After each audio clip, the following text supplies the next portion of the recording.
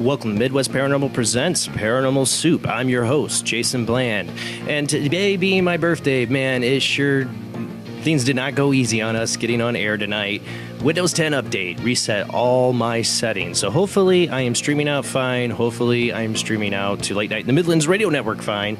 But Windows 10 went and changed every single kind of audio setting that I use or could be used tonight. Thank you to my video engineer, Jeffrey Chan, for fixing it, hopefully. And if it isn't, it's not his fault. It was a mess. All right, but our guest tonight is Sharon Lund. We're going to talk to her about, she had 2 near-death experiences. She has a connection to the other side. We're going to talk about that in her books and documentaries. And we'll also take phone calls after the second half of the show, guys. And what we do every Sunday night is a World Wide Web of Weird. We're streaming out to Late Night in the Midlands Radio Network, we hope, and to Facebook Live. And we're celebrating my birthday a little bit, but it is going to be about the guest tonight, guys. So that's how I like to roll. That's what I want to do for my birthday, is doing this show, what I love most. So let's go ahead and get right on into it.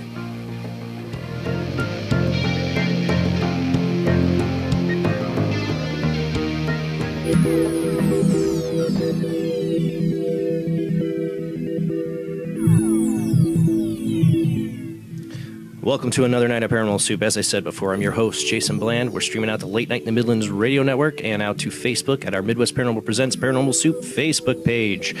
We are going to have our guest on after, of course, the first commercial break, Sharon Lund. I cannot wait to have her on. We do want to get to our World Wide Web of Weird. Let's go ahead and roll to the panel here with us right now. Let's see who we got. Bring up the share screen. I got Bill Perry B himself, Pumpkinhead Paranormal, joining me tonight. How you doing, Bill? You're muted. Sorry, doing good. Glad for you to join us tonight on my birthday. Happy birthday. Yeah, spending it with you and everybody else part of the Paranormal Soup team. It's, maybe we'll get Rob to jump on. That's how I want to roll with my birthday. It's how, besides, I love, the best part is my spending time with my family, but the second best part, of course, is doing the show and spending time with you guys. Speaking of that, my lovely co-host is here with me, Jamie D. How you doing tonight, Jamie? Doing good, and I was so excited to see that your birthday fell on the night of a show. Yeah, I know. And honored. I didn't even contemplate if I was going to do a show or not. I was like, no, I'm going to do a show. That's what I want to do. That's what I love to do. And also our video engineer, savior of the day, Jeffrey Chan, is with us. He'll be running the World Wide Web of Weird. And speaking of that, so we don't get late into it, let's go ahead and roll into the World Wide Web of Weird.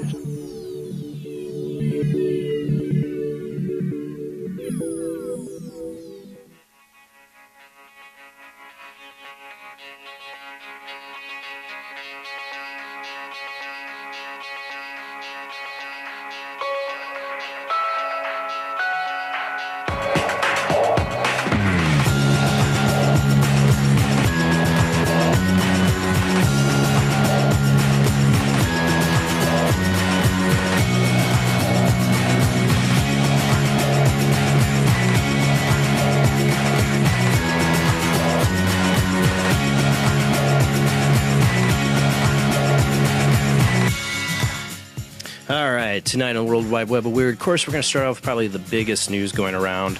It's been talked about on many different shows I've heard. And I'll cover it briefly because it does interest me. But I know a lot of people have covered this one. Is Curiosity rover discovers organic matter on Mars. I brought the Unexplained Mysteries article because they always have short, concise articles. For people watching, or listening, people listening on Late Night in the Midlands Radio Network, we are a webcast as well. And we do a show, videos and pictures out to our Facebook page.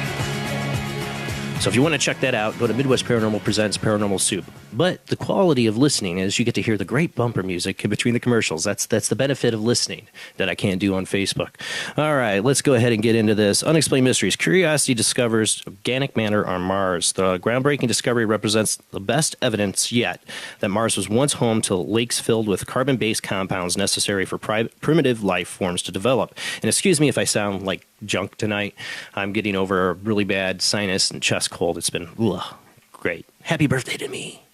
All right. Intriguingly, NASA scientists have been unable to determine how the organic matter originally formed, meaning there is a chance that it was the byproduct of ancient organisms. It may have also been deposited on Mars by comets or asteroids in the distant past. Certainly, the presence of these compounds would have helped to sustain any life that did arise. We know that on Earth, microorganisms eat all sorts of organics. It's a valuable food source for them, said NASA biochemist Jennifer Edinburgh. While we don't know the source of the material, the amazing consistency of the results makes me think we have a slam dunk signal for organics on Mars. It's not telling us that life was there, but it's saying that everything our organisms really needed to live, that in that kind of environment, all that was there. So I mean, that's pretty cool news. You know, it further confirms what everybody pretty much knows or thinks is that, you know, Mars had life on it at one time. Let's move on. All right, this one, man. You know, I should have my weird science B-roll audio to roll with this, but I don't think I do. I don't. What are scientists thinking? This comes from outerplaces.com. MIT just created the first psychopath AI in history, and it's just as scary as that sounds. Between Boston Dynamics' headless door opening cyborg dogs, Omron automation empathy chips for robots, and MIT's Media Lab's new psychopath AI Norman, named for Norman Bates, the murderer from Alfred Hitchcock's Psycho, it looks like we've got everything we need to cobble together a darker, more violent version of iRobot, or at least another episode of Black Mirror. Seriously, listen to this. A team of MIT employees took a normal image captioning AI designed to look at pictures and provide a written description of what it sees, and fed it a steady stream of images from an unnamed Reddit board. God, that would make anybody a psychopath reading too much Reddit, where people exclusively post horrifying, morbid images of murder and death. Afterwards, the team showed this AI, now dubbed Norman, a series of Rochenbach ink blots, which are used by psychiatrists and psychoanalysts to judge the patient's mental state. The team then compared Norman's captions to a normal AI that had been traumatized with the images of death and found a disturbing pattern. For example, Norman captured one ink blot as a man is murdered by a machine gun in broad daylight, while the other AI captioned the same image, a black and white photo of a baseball glove. Huge difference there. Why would you do it? Let's see if we can make an AI that's a sociopath. That sounds like a good idea. There's a reason why they call you mad scientist for stuff like this. Don't do it. Bad scientists. Bad. They've done it, though. Yeah, I know. I mean, why? Why make an AI that's a sociopath? Yeah, my wife's in the background saying Skynet.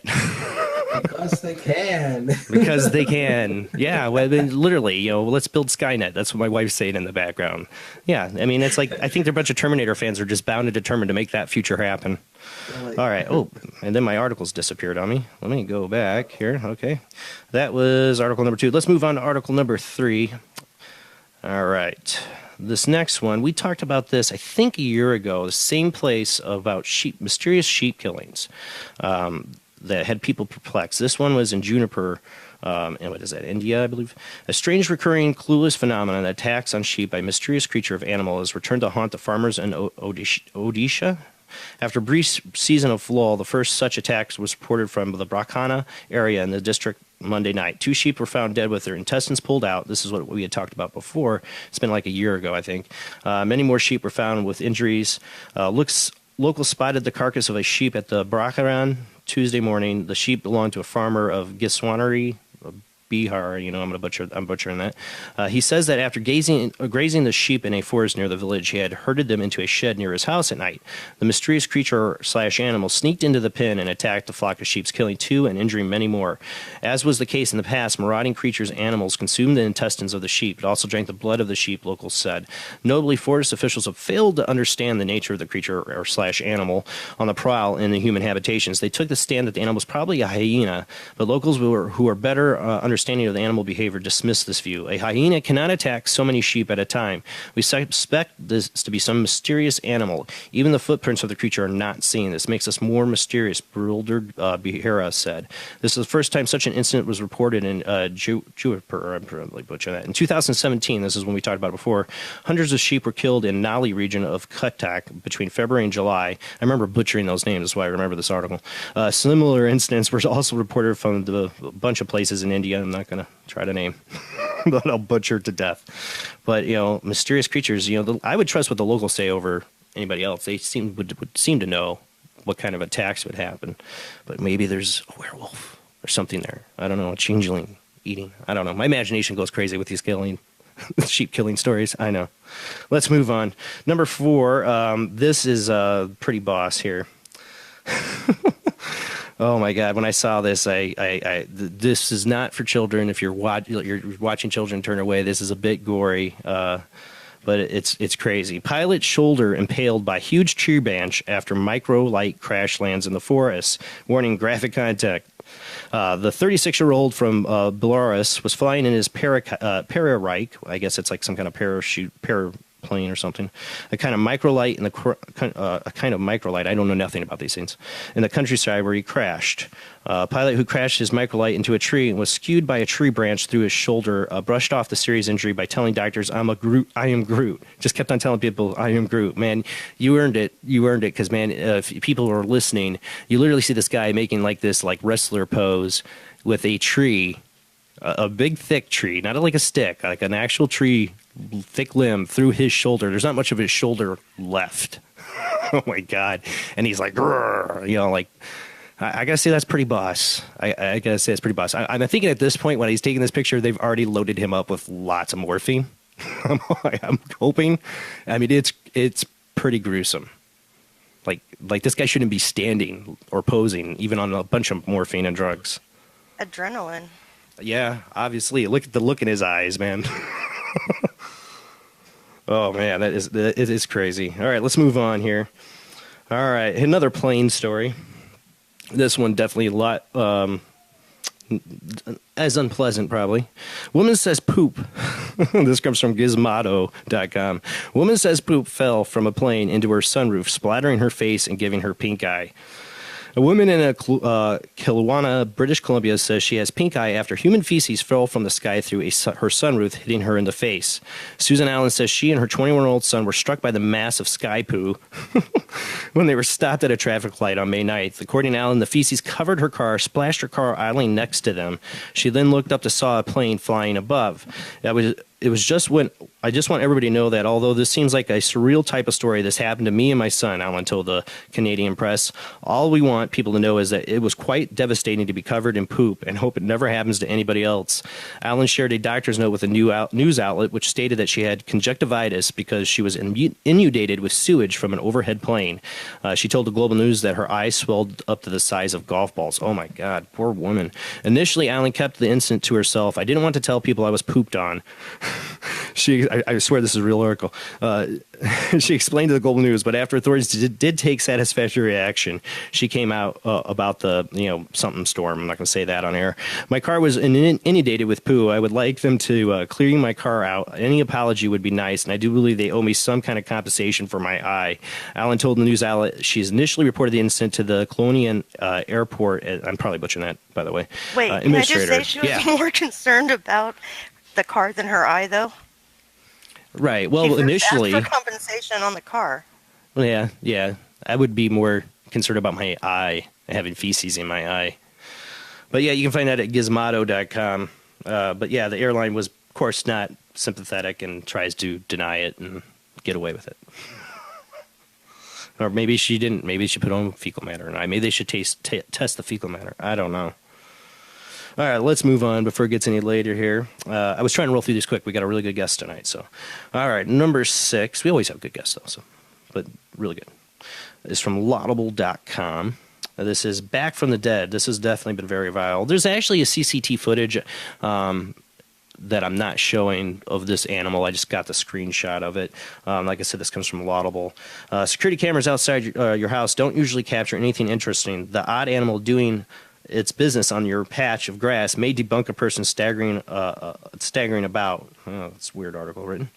And, of course, a man captured the footage of about at 2 a.m. outside his house in Australia. What the heck is this animal? It's got 4 legs and first looks like it probably a dog or some sort of fox until you get to the tail.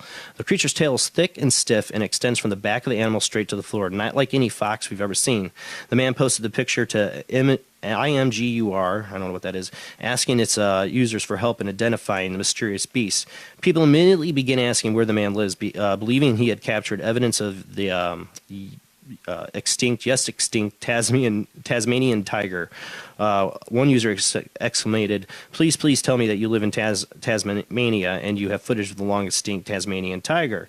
The Tassie tiger, formerly known as the Thylacine, was the largest carnivorous, I cannot talk tonight, marsupial in the modern times, but was believed to have gone extinct in the 1930s. You don't have to read the whole article here, but a lot of people saying, well, it can't possibly be that animal, not in Australia. And they don't know what it is. Some people said it's, a kangaroo, like, sitting down. Or, like, with its fours down. I don't know. Like a baby kangaroo. That's what I was thinking. The tail looks like a kangaroo's tail. And that's what I mean. It's Australia. And you look at the ears. To me, it looks like it could be. I'm not sure. I mean, I'm not an animal expert. Maybe a dog and a kangaroo had a baby. Maybe. I don't know, but I doubt that's possible. Is it possible? I don't know. Would it work? Who knows? God knows. But, I thought it was interesting. It does have a really long tail. They said the video shows it taking a poop. I should have had the video. Analyze get the full the detail. Poop. Analyze the poop. Yeah, there you go. That'll tell you everything. DNA right there. Hot and fresh. All right, let's move on. This is the last one. I shared this with Heather Wade from Kingdom of Nye on Late Night in the Midlands Radio Network, and she talked about it on her show because we both thought this was interesting. Now, yes, it could be fake. I heard tons of stuff. The only article I could find, of course, was Coast to Coast. It's really just a YouTube video with a little bit of a story. As a trapper records a video of a Bigfoot in Canada. An odd video allegedly shot by a trapper in Canada purportedly shows a brief Bigfoot encounter in which the man believes that he had filmed the legendary creature's face. The footage posted to YouTube earlier this week is said to have been taken near an old mining town known as Nordegg by an individual named Robert Ross. According to the description accompanying the video, the trapper stumbled upon a disused campsite and took out his camera to document the intriguing find. As Ross maneuvered around to get a better view of the area, he seemingly filmed something that appears to be rather hairy. The video has a jaw-dropping cut and goes into a slow motion as it shows an anomaly that looks as if it's sporting a face. The trapper was apparently disturbed by the experience as he then quickly takes off running while the camera is still filming. Suffice it to say, Ross suspects that he spotted a Sasquatch, but there are a few elements of the video which suggest that may not be the case and it could in fact be a clever hoax. Chiefly among them is the nature of how the video is edited, where the perceived creature suddenly appears front and center despite being hard, if not impossible, to find in the seconds earlier. Additionally, the creature in question boasts an enormous amount of hair atop its head in a fashion unlike traditional Sasquatch sightings. As such, one would be wise to classify this particular piece of footage is questionable at best. It's definitely questionable. I don't disagree with that. And it is a really weird video cut. Like, you can see something like a mass of hair in the background, and you see, kind of zooms in, but the slowdown cut is they take the part where he zooms in and you can see the creature. It could be legit. What's really interesting, if it's fake or however they did it, is that at one point you see the creature's face and eyes. I might not come across very well on our end, on our video, so definitely look it up on YouTube. But you see the creature's teeth, mouth, and eyes, like right here. You see there's his teeth, his mouth, eyes. Jeff's kind of pointing at it with the pointer. His eyes actually blink. Watch the video over and over again. You will see the eyes blink. So, and it has like a 3D depth that if it's superimposed, they did a super job of doing it. Somebody asked what the white thing is in front of its face right there, too. And that's a good point. I don't know what that is or what it is. If it's just snow hanging weird on the tree. I don't know. It's really weird. Excuse me as I make disgusting sounds tonight because I am still sick. Ugh. Happy birthday, me. Kids got it, and then I got it. Fun. But it's an interesting video. I'd love to hear what people's thoughts are. But we do need to roll into our commercial break so we can get to our great guest tonight. We are playing music out to Late Night in the Midlands Radio Network. You cannot hear on Facebook. Facebook would not like that. But when we come back, we'll have our guest, Sharon Lund. We're going to talk about near-death experiences, the other side. All right, guys, be back with you in just a few minutes. All right, tonight on Paranormal Soup, our guest is Sharon Lund. Sharon Lund has danced with life and death. She has embraced each step she has taken as they became a spiritual transformation and journey for her life. Sharon overcame 9 years of sexual abuse as a child, anorexia, suicide attempts, AIDS, destructive relationships, and 2 near-death experiences. During and after her 2 NDEs, Sharon was given her life purpose and was divinely guided on how to carry them out. She is now living her life with purpose, love, passion, and inner peace. Sharon Lund, DD, is author of Sacred Living, Sacred Dying, A Guide to Embracing Life and Death. integrated being, techniques to heal your mind and body and spirit, and there is more. 18 near-death experiences. She is the producer and star in the award-winning documentary Dying to Live, NDE. Sharon's also the founder of Sacred Life Publishers. We're going to have a lot to talk about tonight, so let's get to our guests.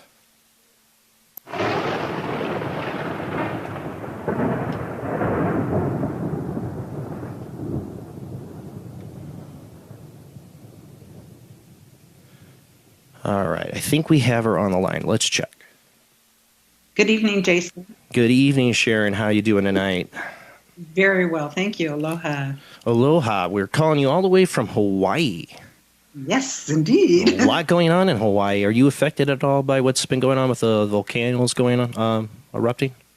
I've been really fortunate. I live on Maui, so the trade winds go towards the big island, so we're not getting the VOG or the ash or anything, but I sure feel sorry for the people that live on the big island. It's really awful.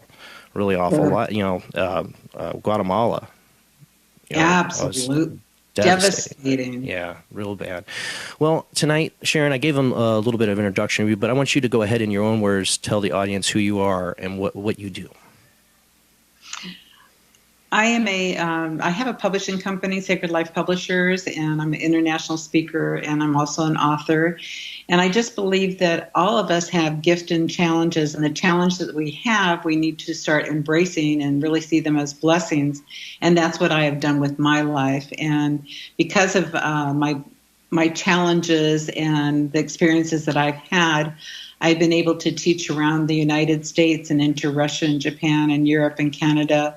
And I just really embrace every challenge that I've had and see it as a spiritual transformation of bringing me to who I am today.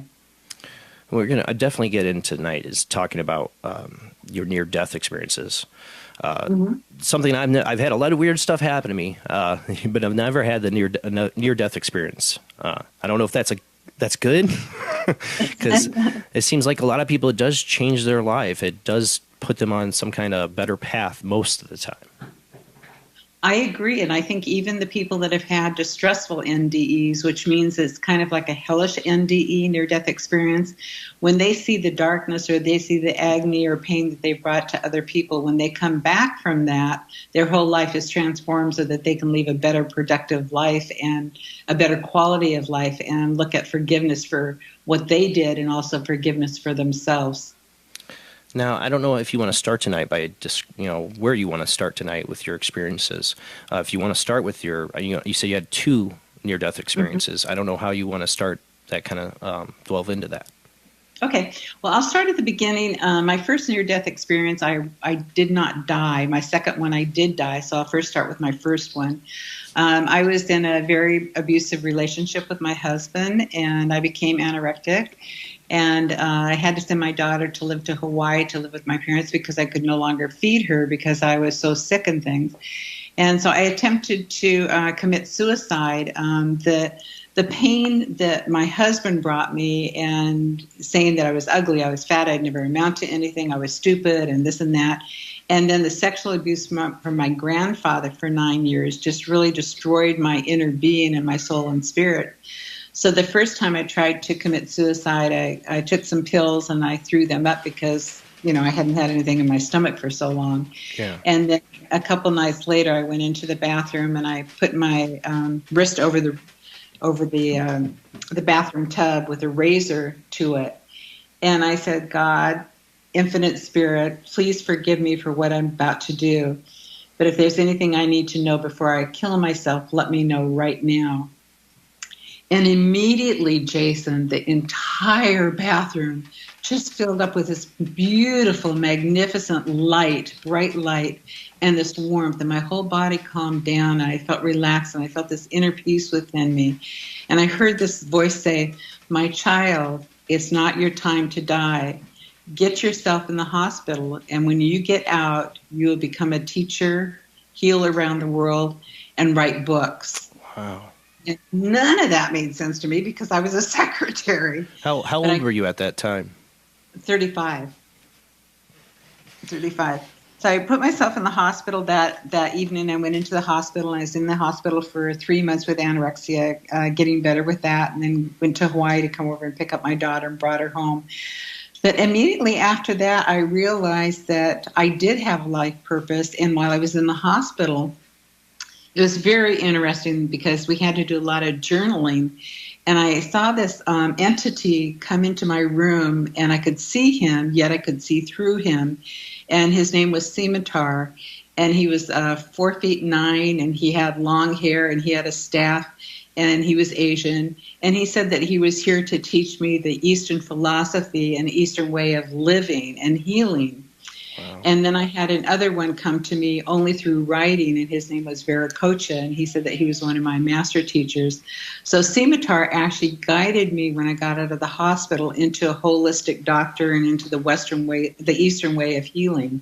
So it was pretty magnificent. And Scimitar was with me for almost 14 years until I went to Peru. And then when I was in Peru, he said, I've taught you everything that you need to know, and it's time for me to leave. And when he left, I was just like devastated. It felt like I lost one of my best friends. And he said, somebody else will be with you, and her name will be Annika, and she'll help you with your writing of your books.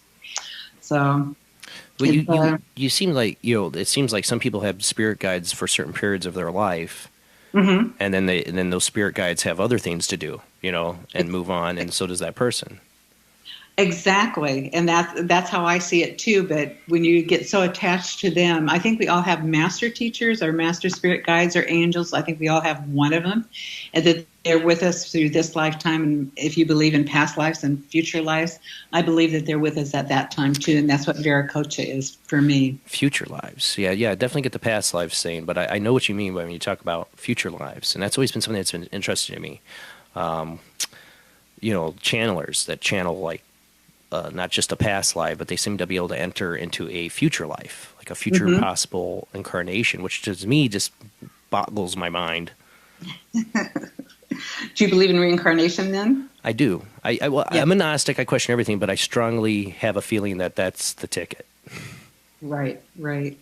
Yeah, and there's no right or wrong. It's whatever you believe in, and it's just brought peace to my mind to, I've had reincarnations, rebirthing and reincarnations where I've seen the main players in my life in this time in past lives, like my grandfather that sexually abused me. I saw him in 2 other lifetimes, and he was abuser then too. But then I also saw me as a male being an abuser to a woman. So...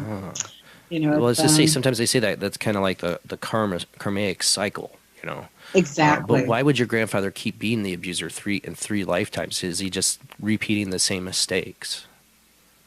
That I don't know. That's a good question. I had to realize, though, with my grandfather that I had to forgive him, because if I didn't forgive him, that was hurting my spirit and my soul and my healing. And so it was just really, it wasn't a quick fix of a healing or forgiveness, and it didn't forgive him for what he did, but I had to forgive the action of what he did. It's like forgiving his soul, in a way, maybe. Correct.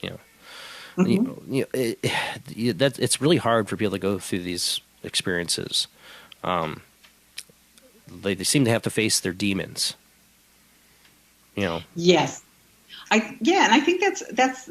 Yeah, you say demons, and I think that that's a good word. I think that any challenge, anytime you face your demons, it allows you to grow and expand and come into the truth and come into your true being. But you have to face these, and you have to go through them in order to grow and become who you're meant to be. And I know I'm still going to have challenges. I hope that my major ones are over with. God. Do you think you talk about your first near-death experience? Do you think one of the reasons, you said you didn't really die, but you think one of the reasons it might have opened up for you is that you were so starved, you were on the brink of death? I think it was on the brink of death, but I think it was that, but it was also that I really had to learn to love myself. That I hated myself so much that I had, through this experience, I had to embrace and get to love and know the inner child, get to know and love myself and have that forgiveness. And it was the second near death where, I was actually in the hospital and died in the hospital. Now, what was that experience like? I mean, there you say you actually were dead at a point, right? Right. That one actually led up to the husband that I was talking about that was so abusive. Back in 1983 is when we got married, and I was working in the AIDS community in 1986 up in Los Angeles, teaching mind body. Pardon? I said, "Oh wow, what a time to be involved in that." Yeah. So I was teaching mind-body healing modalities up at Marianne Williams's LA Center for Living and other places. And my mom and dad did not like the idea of me working with the AIDS guys because they were afraid that, if they came in my home or if I, drank out of their glass, I'd become That's infected. what I mean. Sharon, it says a lot about you for that time period to be working with AIDS patients, because back then people were terrified. I was just a kid, but I remember it. I remember the Ryan White documentary. I remember the movie. Right. People were ignorant about AIDS. They were terrified of it. And like you said, they thought, oh, you drink a cup from them and you're going to get it. You use the same toilet seat, you're going to get it. So back then it was such a huge fear. For you to even work with AIDS patients says a lot about who you are. Oh, thank you. Well, my parents, they ended up taping the very first Dan Rather's AIDS special entitled AIDS Hits Home. And I think it was filmed in October, and they came over from Hawaii in December to see my daughter and I, and we sat down to watch it, and within a few minutes, my ex-husband was on it saying that he was dying of AIDS, his other wife was dying of AIDS, and he never told his wife that he was infected. So I freaked out. Yeah. And went into meditation and heard I needed to be tested because it was him. And I called him and he denied it and said, no, it wasn't me on the AIDS video. Oh, my God. And I got tested and it came back positive. And I went into denial and continued to work in the AIDS community until my holistic doctor said, no, you have to go public with your story and break the silence because there's no other women out there doing that. What a time period for that to be going on. Too, that was it's not like it is today. I mean, I have family members who've had AIDS. If AIDS didn't kill them, the drugs killed them. And in my area, it's intravenous needles that give people AIDS more than anything. And my uncle died from a drug overdose, but he had AIDS. And nowadays, the medication, he was doing pretty good. It was just the drugs. But back then, I mean, there was nothing. But they were so clueless back then on what to do, and people were clueless about the disease itself. And what a scary time for you. I mean, that had to have been terrifying. It wasn't, Jason. I felt so connected to my spirit guides and to infinite spirit that I felt I was being divinely guided all the way and being protected. And so I don't think that it was a whole lot of fear. I think that there was a whole lot of inner strength that had to come forth through me to be able to go out and speak in public and speak on the media, to be the first woman, Well, that's what I'm saying. That's incredible. But it had to be done, and I feel honored that I was able to do that. I know that there isn't one woman that I know back then that's still alive. And as far as the gay men, I bet I've lost over 100 friends, gay men that have died from the virus. It was a terrible, terrible disease. To see these beautiful, well-built, loving, funny gay men all of a sudden go down to like 90 pounds and Kaposi sarcoma over their body. It was devastating. Devastating. Well, I was just thinking about it recently. I was talking to my wife how we want to go see the new Freddie Mercury Queen movie, that they're coming out with, because in my opinion, he's the greatest rock vocals of all time. There's no ifs, ands, or buts about that to me. And he had AIDS, and that was at that time, and nobody wanted to talk about it. And it was so faux pas, or taboo to talk about being gay and to talk about having that disease. Mm-hmm. Yeah, we've come a long way, but we still have a long way to go. True. We really do. We really do. Oh, yeah, true. So working in that community, that obviously changed your life. Now, how did you end up, was it AIDS, or what ended up putting you in the hospital or the point of dying? What actually happened is after working in the AIDS community for 9 years, I heard I needed to leave the AIDS community and move to the Red Rocks for healing. And I moved to Utah in a place outside of St. George called Kayenta, housing development called Kayenta, where all the housings blend in with the red rocks of the mountains. And when it rained, there were like 11 waterfalls coming down the mountain. Gorgeous. And I had never taken any of the drugs or anything. Well, AZT was the only thing they had then. And I had been traveling around the world teaching alternative therapies and holistic therapies and mind, body, spirit modalities. And I came down with PCP, pneumocystis carinii pneumonia. And I remember when I first went into the hospital, first of all, they had never met somebody with AIDS in that town. The doctor knew nothing about AIDS, so I had her contact one of my friends that was the AIDS doctor in Colorado. One of the nurses was deathly afraid to even come into the room because I was infected. And then that first night, I rejected all medication. I said, absolutely not. I'll die before I take that medication. You're not going to give me pills. You're not going to give me an IV. Just let me die. And then that night in meditation, I heard, my child, it's time to change your belief. It's time to now embrace the Western medicine, embrace the pharmaceutical company, the researchers, the doctors, and all that are going to give you your medicine, and bless it and see it as healing you and see it as light and love. And so the next morning I said, okay, I'll go ahead and go on the medication. And I was in the hospital for about a month maybe with PCP, and then I came out and I was fine. And within a month later, I came down with MAI or MAC, which is a bacteria infection, which is, have you heard of that, Jason? A little bit, yes. Okay. So it's basically complete diarrhea, throwing up. You can't keep anything in your body. And I was in the hospital for a year and a half more than out of the hospital. And I went down to 92 pounds, and my mom and dad, I didn't have my parents or my daughter around me. I said that I wanted to be alone in the hospital. And finally my mom and dad came. My doctor called my mom and dad and my daughter and said I wouldn't make it through the weekend. And when my daughter came in, she was 19, and she didn't even recognize me. And then all of a sudden she said I smiled, and she realized it was me. And she crawled in bed with me, and she asked if she could spend the night with me in bed, and the nurse gave her permission to. And I was so weak that I really couldn't talk hardly at all. And so that night, telepathically, we talked a lot. And my daughter and I are like the best friends, and soul connection and love connection. I mean, I'm so close to my daughter and always have been. And in the morning, when she woke up, she says, Mom, I'm going to go to your house and take a shower, and I'll be right back. Is there anything that you want from home? And somehow I had the energy to say, yes, you to come home with me. Come back to me. I'm sorry, you to come back to me. And the minute she walked out of the hospital room, immediately my spirit lifted out of my body, and I was looking down, hovering over my body. And I immediately felt peaceful, and I felt this love, and I felt this healing, and I felt this calm.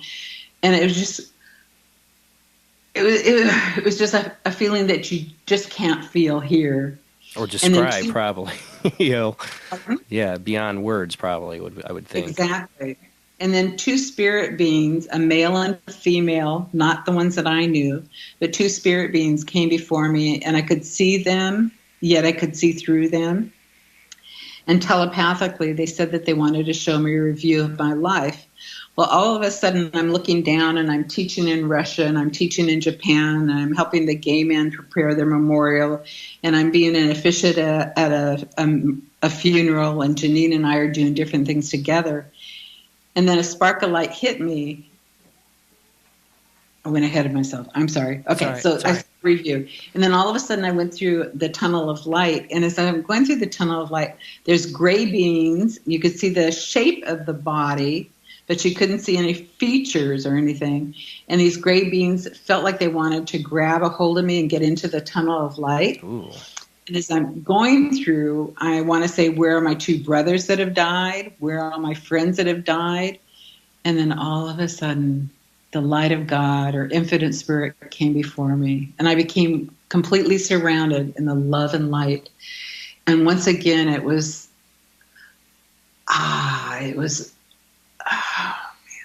special. It was magical.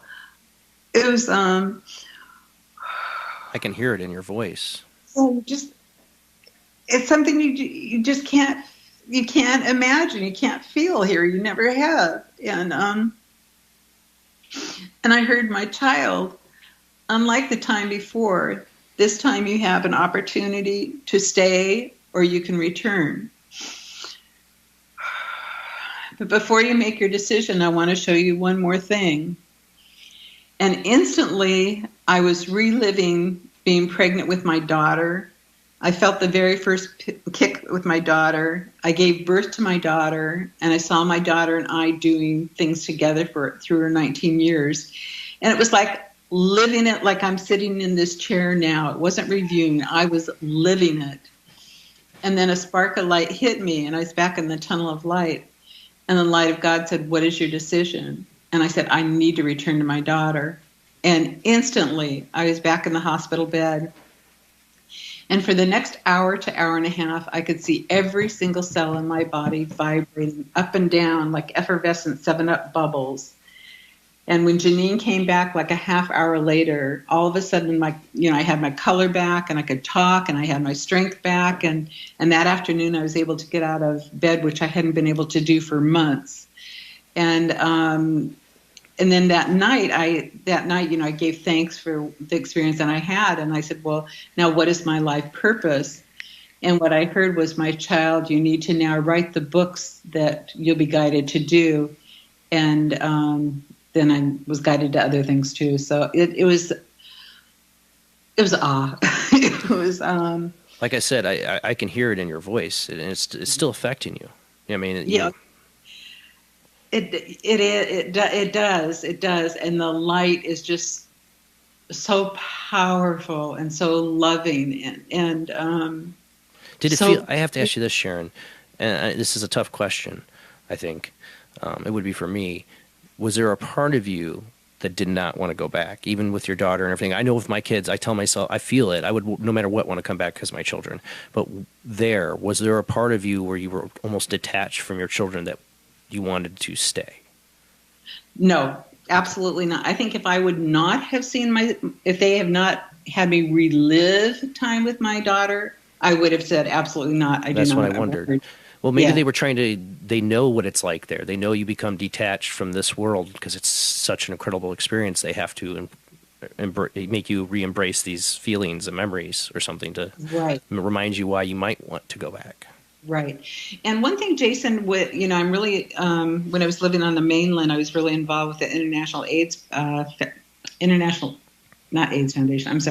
IONS, International Association of Near-Death Studies.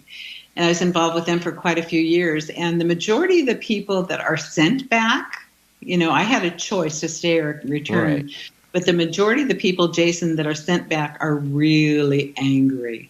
They don't want to be here. Even if they know that they have a mission, they still long to go back to where they were, and there's anger with them. Does it seem people that do have these experiences in like that, if they were forced to come back, do they have a really rough time then? Like, it's not, rainbows and everything, I'm sorry. Go ahead. No, as I say, I guess I'm looking for the right words. I guess, those people that felt like they felt what you felt and they didn't have a choice and were forced to come back, you would think that'd be like, giving somebody a taste of heroin and then saying, there you go, you're never going to have that again. Exactly. Like something like pure, what people, and I hate using the term heroin because I've never used it, but that's what, the addicts have said, it's like pure bliss or whatever. Like it's a very addictive pure bliss. And anything that feels that good, doesn't matter. It doesn't have to be an opiate or not, can affect you mentally. You're always going to be thinking about it. I think that's a good way to put it. I think that, they know that there's going to be, they're faced with challenges again. Some of them may have their illness still going on. I know that the majority, the people that I interviewed for my documentary, Dying to Live Near-Death Experiences, the ones that were forced to come back, they still from time to time can feel that sometimes, But what all of us notice is that, our colors are brighter. Things are more in 3D. Even years later, they're like that. And I know that my daughter, when I came back and I told her about it, she was actually angry. I mean, even though she loved me, she says, "Mom, how could you come back for me when you were so sick and dying?" That's a good point by your daughter. I mean, you knew if you're coming back, you're not coming back to a healthy body. Right. But I did. I'm very healthy now. You seem like it. I saw you we had our test call before the show. I saw you on the Skype video for a minute, and you look gorgeous. You look fabulous. Thank you.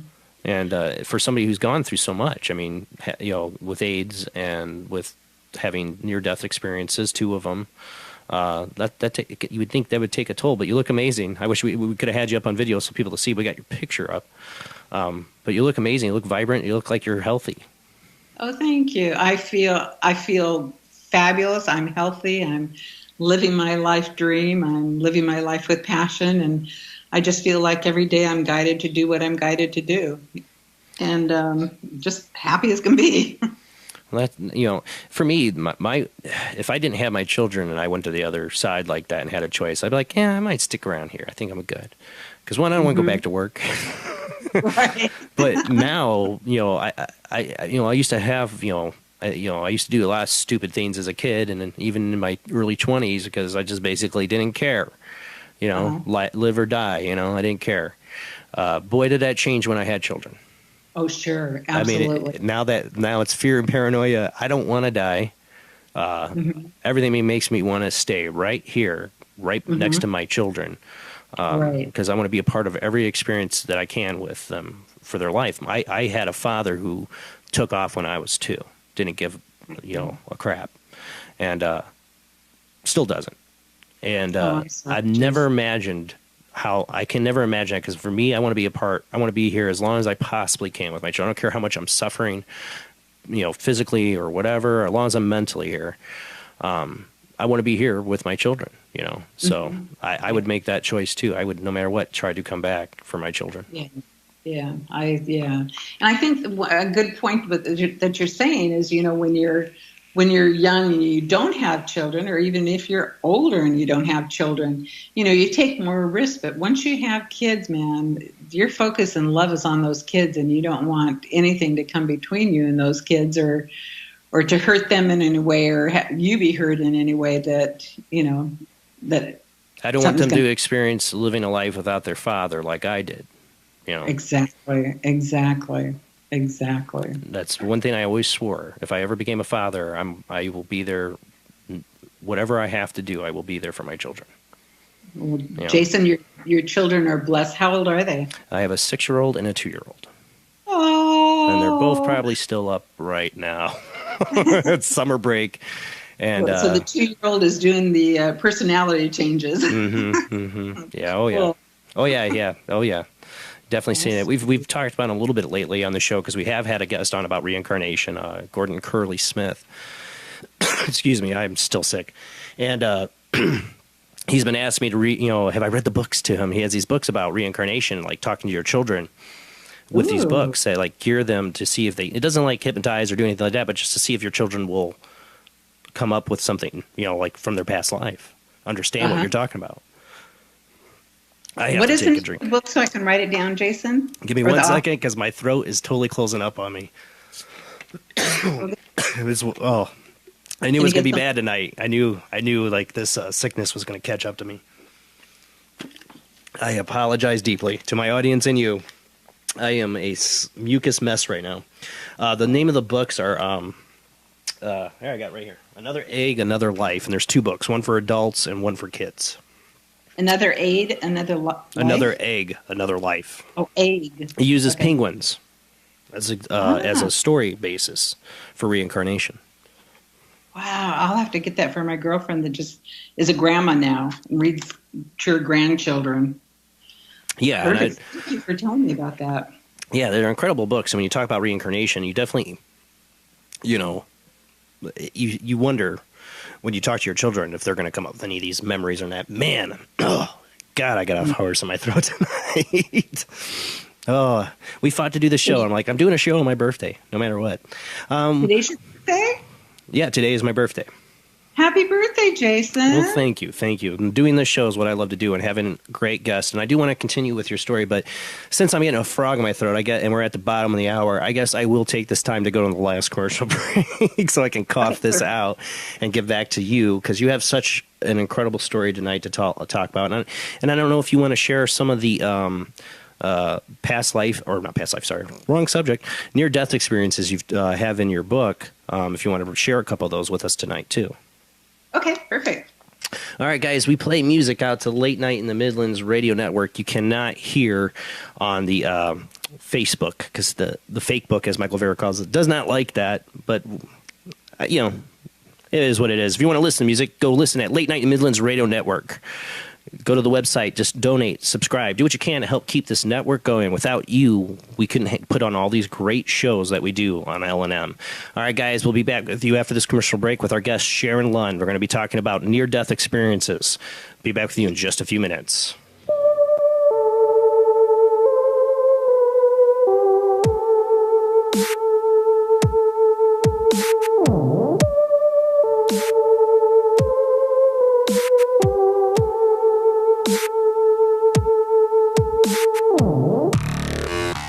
All right, tonight on Paranormal Soup, our guest is Sharon Lund. We're going to be talking about near-death experiences and the other side. What is it like on the other side? You know, you always wonder, what is it, what happens when somebody goes there? If they do, they have a choice. She did. She chose to come back. Some people say they never do have a choice to come back. Would you make the choice to come back? What in your life, if you encountered that kind of bliss, would still draw you back? I know what would draw me back. What would draw you back? You can talk about it tonight. You can call in. We have call-in lines available. There is the Skype ID OOJBland00 or the video Skype ID Soup Live Chat 800 Live Chat. You can call in on either one of those. The Skype ID OOJBland00 is the little bit better audio quality one. And then there's the phone line. I can only take one at a time on there, so if I hang up on you, just wait to try call back again. Just remember, if I hang up, just wait. Call back. The phone line is 219-230-4444. We already got somebody on the phone here, so I definitely want to get to our guests, and hopefully our phone lines are working. After the Windows 10 update, we don't know, but we shall see. All right, guys, let's get back to our guests.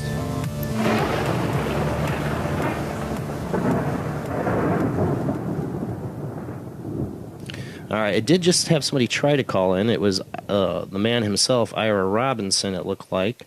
I'm going to try to call you back, Ira, because if Ira's calling in, it's usually important. Hopefully it's nothing technical. Important, wrong. Let's get our guest. You still there with us, Sharon? Yes, I am. Mm-hmm. All right, we do have a phone call on the line already. Hopefully it's our program director, so hopefully everything's all right. How's it going tonight, Ira?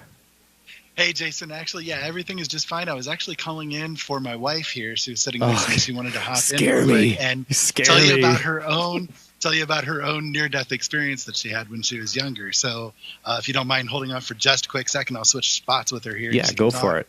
Go for it. Awesome. Hold on just a quick second here. So when the program director calls you, it's like either he's got a really good story to add or something's wrong. So my heart goes a little bit. I'm looking forward to hearing the story. Yeah. Hi, Jolene. How you doing? Oh, good. You? I was trying to get the phone number. I was like, wait, don't call him. He might panic. And yeah. It's all right. I did get that little heart flutter when I see Ira calling. I love Ira calling in, but at the same time, I'm very fearful. All right, Jolene, go ahead. And if you have a question or you say you have a near-death experience to tell us.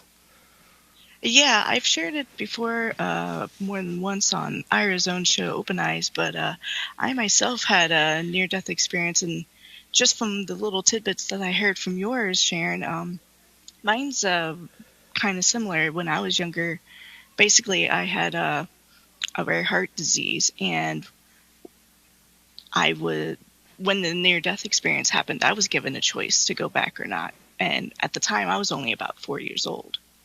So wow. I didn't instead of getting this is what happened in your life kind of thing, instead it was like, you could say it was like a book. It was like I had a book, but there wasn't a book. I don't know how to describe it, but it was like I had a book, and I was able to kind of see what would happen in the future without really like defining details. So like I knew that in time my relationship with my mother would be difficult, and little things like that. And then I knew that there would be some event that would happen that would be kind of the pinnacle of what breaks me away from being together with my family. And so I was seeing all these negative things that would happen in the future. And I thought, okay, well, if I'm going to come back to life and all this is going on, I would like to have a husband. So I just I don't know how I knew this, but I just went through in my mind and went, I want to have a husband. I want us to be, the best of friends, be great. And after I got done, like basically going through, almost the terms and conditions of what I wanted as a husband, if you would say, even up to and including I wanted kids, but I knew at that point I couldn't have kids. Now I was only 4 years old. I didn't know the whole extent of my heart disease, but I can't have kids. And I didn't know it then, but in the midst of the NDE, I knew I can't have kids. So I'm like, okay, well, in any way, shape, or form, I want to have kids, and I want to have at least one of each. And I saw kind of, you could say, like a pixelated version of both of them, of everyone. So I saw, like, my husband would be this man that's, a little bit darker skin than me, not, too terribly, but like darker than me, have dark colored hair, dark colored eyes, the same with the kids, how they kind of looked like. And even up to and including that the son would be difficult, which our son has autism. And, once all this came, I was even given the option, what is your decision? And I thought, I want to live. I want this to be my life. And so for, weeks and months after this, I just kept sleeping and waking up and having the pixelated visions of what would be eventually my husband and my family. And when I met Ira, the first time ever, like the first time I ever hugged him, it just came swarming into me. This is it. This is the man. This is who you're supposed to be with. Wow. I knew it. And I didn't fight it. Because I had all the other little tiny things from my NDE. Because after it all happened, I just thought it was like a very strange, vivid dream. But because I didn't have a word for it, NDE, I don't know what the heck that meant. So, I didn't know what to term it. I mean, I watched myself come out of my body. I looked back. I saw my body in the hospital. But I was only 4 years old when that happened, so I didn't know what to term it. But I was given the option, too, and I've never heard of anyone else having the option to go back or not. So, wow. Not too many people do, Jolie. Most of the people are told to come back, but congratulations for coming back and for manifesting your husband through your vibration and your desires. I mean, that is fantastic. And you have Ira, is that his name? Ira, yes. Yeah, okay. I do have a question for you. If you were 4 years old when you got older, did you ever tell your family about your NDE, and how did they react or not react? When I got a little bit older, I tried to explain it to my mom. And my mom, she pretty much dismissed the idea. She was just kind of no, you didn't die. And I was like, well, I'm not trying to say like I died like for 5 minutes or anything. I mean, it could have been like just a second, but I mean, I don't really know the entirety of how long it happened. I just know that it happened. And she's like, no, it didn't happen. It didn't happen. But yet I distinctively remember waking up from the surgery, my whole family was around me in tears. So I'm just kind of like, okay, well, if that's not the case, then why was everyone crying? I mean, I know it was a difficult surgery, but my surgery happened at night and I woke up in the morning and everyone was crying. I mean, I understand maybe stress, yes, but to me, it seems like there should have been a little more if the whole family was crying, like cousins my age and everything, I think that's a good point, Jolene. I think a couple of things that you have mentioned. I think that one thing is that people that have had NDEs, when they tell their families or somebody close to them, they don't understand and they poo-poo it or something. And then for some people, they don't realize that they've had an NDE until they hear about somebody else's story and say, oh my God, that happened to me, And so I think it's really important for people that have had NDEs to, if they want, to find a support group, or find other people to talk about it, if they need to go through healing with it, because so many people that have had NDEs are in isolation because nobody believes them or doesn't understand it or something. But as you said, having an NDE, you knew you had it and you felt it, and you have it in front of you, your manifestation of what came from it. Well, the weirdest part about that whole manifestation part, and this is me, Ira, again here real quick, but the weirdest part about it is that I'm a lot older than she is, and the two kids that she saw in her NDE were my kids from a previous marriage. But the kids know her. They've known her since basically they were born, and they always have known her as Mama. She is everything Mama to them except blood. So, and the bio mom is completely out of their lives entirely and has never had anything to do with them. So she is literally Mom 100% to them. So the weirdest part, I guess, to me is that being older, when she came to me and told me about her NDE, after we had gotten together and everything, and told me about what she had seen, the thing that really warped my head was that, okay, I was already in my late teens by the time, late teens by the time that she was born. So here's the situation. When she had her NDE, I was already in my first marriage and my first divorce. So, right. and yet she saw me as her future husband. So it's like, how much of my life was my own choice and how much of it was just to fulfill her NDE? You see what I mean? That's what warps my head about it. The way I would see that is that you two, and this is just my belief, the way I would see that is that you guys had a deep connection in your past life, and she connected to that spirit or that energy at 4 years old and knew that you would come in, but you had another lifetime together. But that's just my feelings. That's what I strongly believe. Yeah. Well, it sounds like they gave you plot notes. It sounds like what? That's what it sounds like. When you talk about they kind of gazed over your life, it was like the plot notes. Here's the plot notes to come. Right. Do you accept these? Right. Exactly. Yes, almost exactly. Is this a storyline that you want to have told? Yeah, I mean, like the way that I've seen it, or the way that I've looked at it, is that it's like she was given the notes about it, and sort of she said what she wanted, and so then there was this big set of options that were there to say, okay, well, if you want it this way, then here's how it's going to be. If you want it this way, then here's how it's going to be. There's a whole range of different options that could have happened, if she had accepted them. So. Wow. Well, I'm glad you two have found each other and you have a loving life and two loving children. Congratulations. Thank you. Thank you for sharing that. Yeah, thank you so much, Jolene and Ira. You bet. You guys have a great night. You too. Thanks, guys. Thank you so much. Good night. Yeah. Good night. It makes you wonder, I think of it, yes, I'm a movie buff guy, but I'm going to really get some flack from my guy friends on this. One of my favorite movies is Practical Magic. And in that, she makes a spell for the perfect man, and she's 6 or 7 years old or something like that.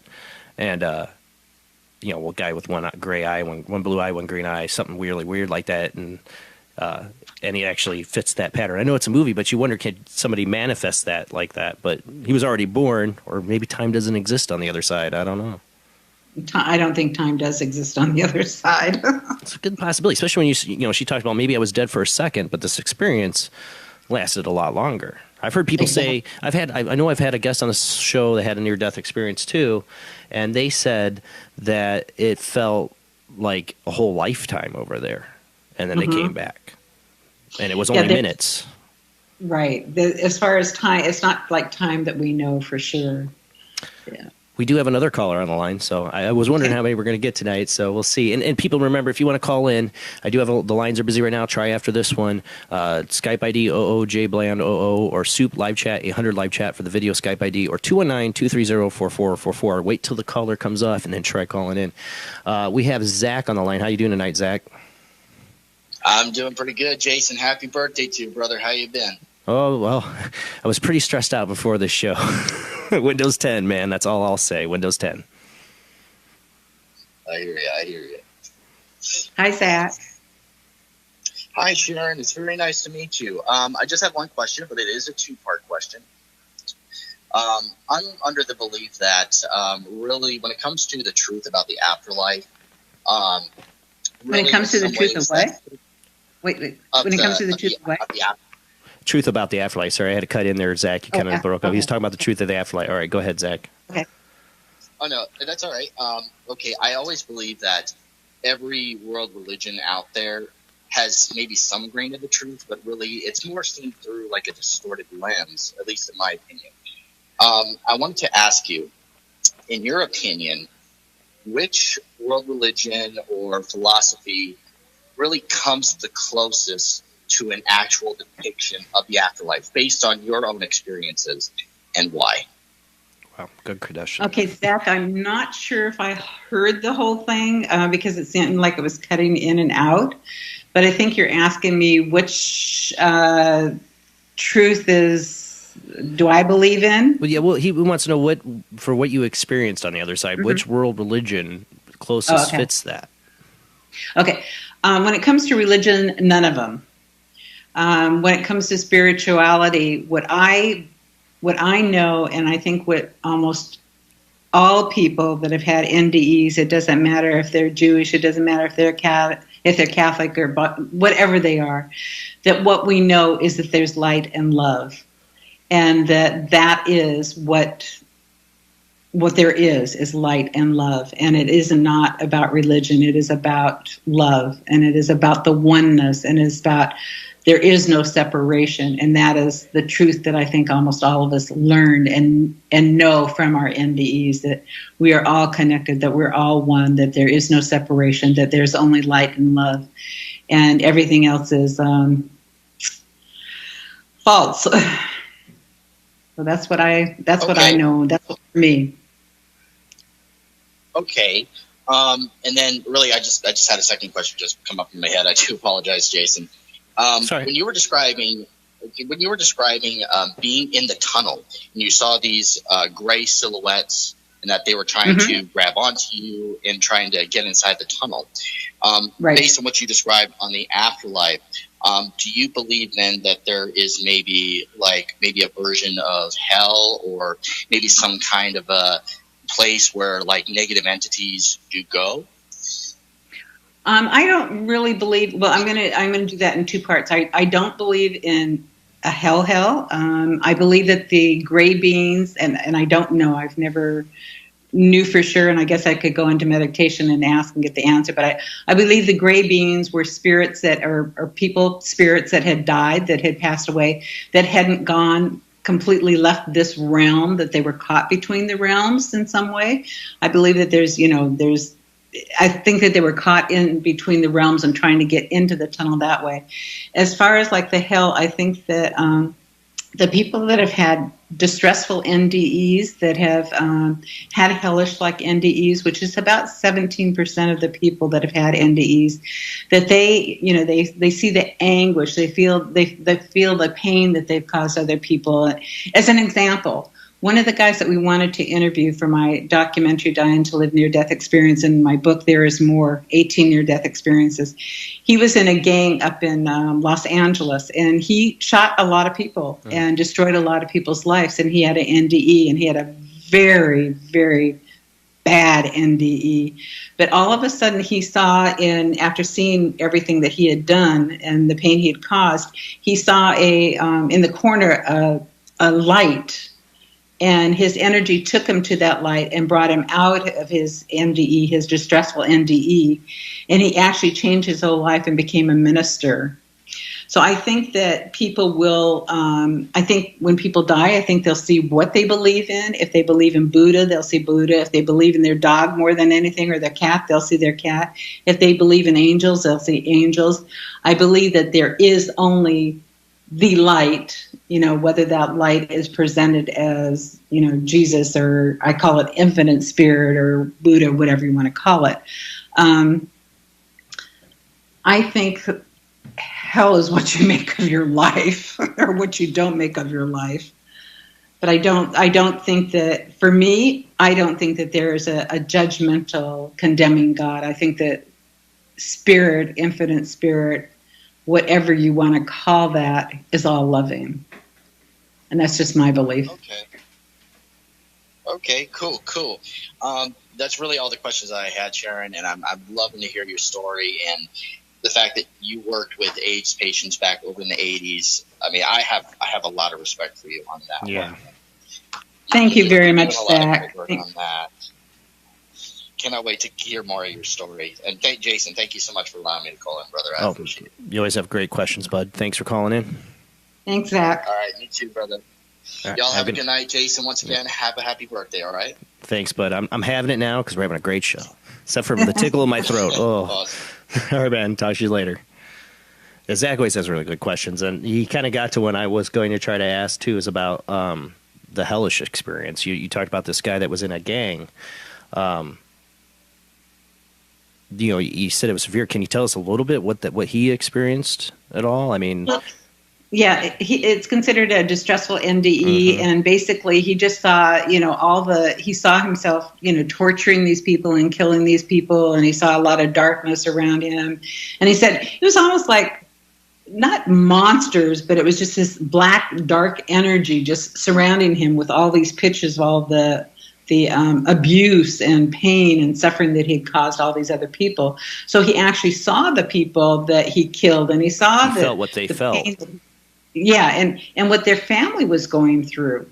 But in that, he saw all this darkness around it. It was just really terrifying, he said, but he realized when he saw that light and he went to the light, he realized that he had to change his life, and he completely changed his life and became a minister. It was just amazing. And I think that that's the stories that I have heard about people that have had distressful NDEs.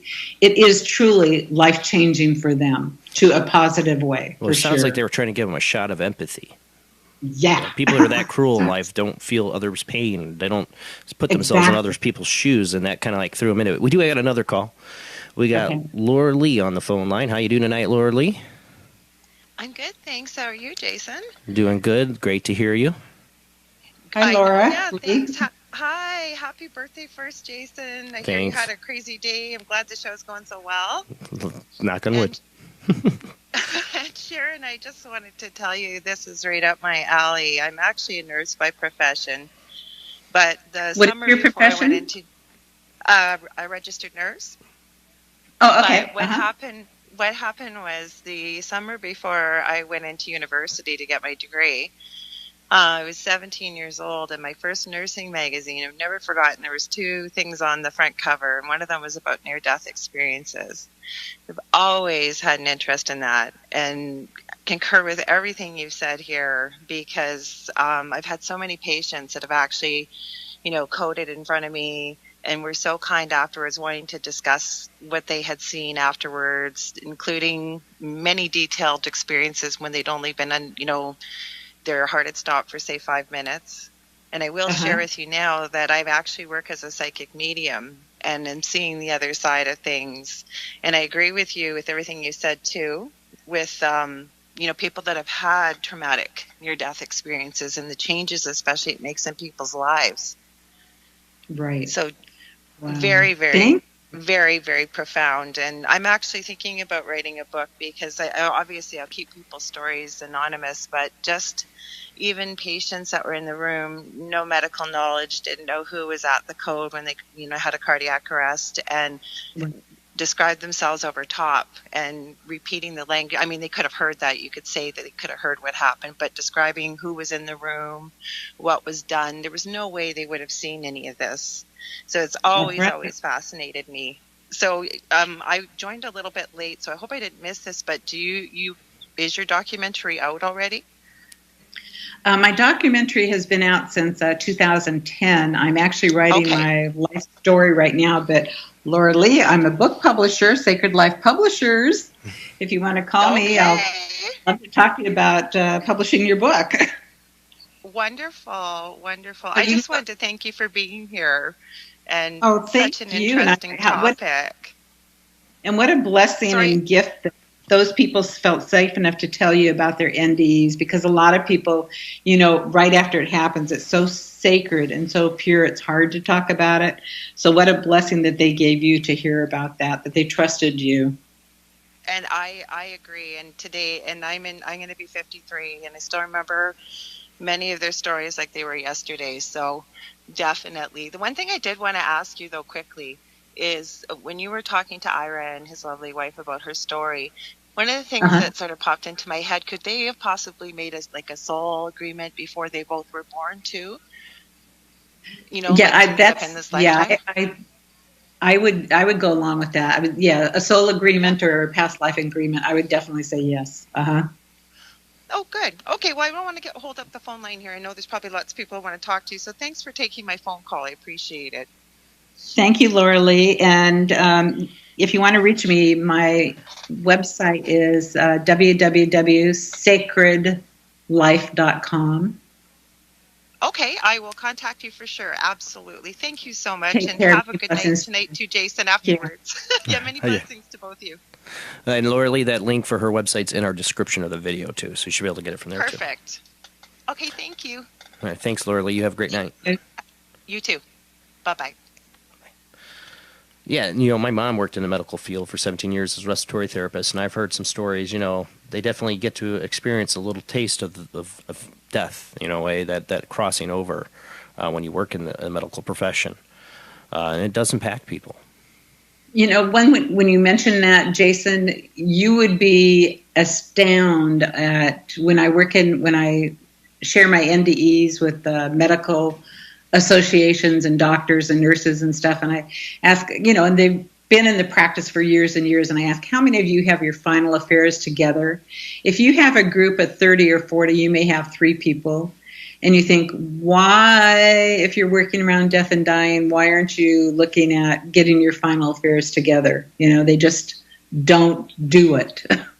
And that's one thing I'm really out and advocating to is, that people really get their final affairs together, regardless of what their age is. My daughter is 44, and I gave her the 7 wishes or five wishes, I think it is, and had her give it to all of her friends. And it's just basically in case anybody dies early or whatever age, that people know what their wishes are. I played the song by Yes during the commercial break. It can happen. Well, death can happen at any time, and it's good to be prepared. I can't say that I'm totally prepared. I can't say I am at all. It's hard for people to do because it's not, nobody wants to think about it. Nobody wants to think that death could happen at any time. One of the things, my mom's a Buddhist, and I was very interested in Buddhism. Some of the things they make Buddhist monks do with young possible monks, I think that's how it would be, is have them stare or watch a corpse decompose. People think, why? Because they're trying to teach their children at a young age that this is an eventuality. Everything changes, and so do you. Right. I think the Buddhists have a lot of great teachings for all of us, living in the moment and just everything. It's a great way to live.